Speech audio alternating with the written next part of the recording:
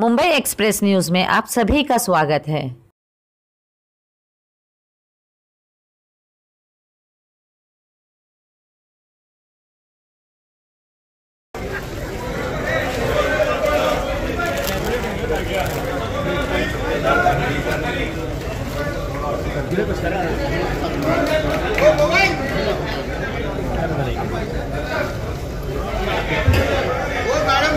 जाहीरनामा समितीची गठन झालं ते 21 मार्चला झालेलं होतं। नामदार वळसे पाटील साहेबांच्या अध्यक्षतेखाली कमिटी गठीत करण्यात आलेली होती।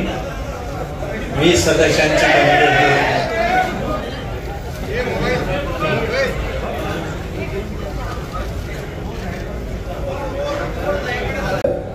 किंवा करण्याची जी ताणं ही जी कृती दाखवली त्याच्यामुळे आणि नंतरच्या काळामध्ये ज्या वेळेला आपल्या महाराष्ट्रामध्ये एक वेगळ्या प्रकारचं राजकारणामध्ये तुफान आलं, एक वादळ आलं आणि त्या वादळामध्ये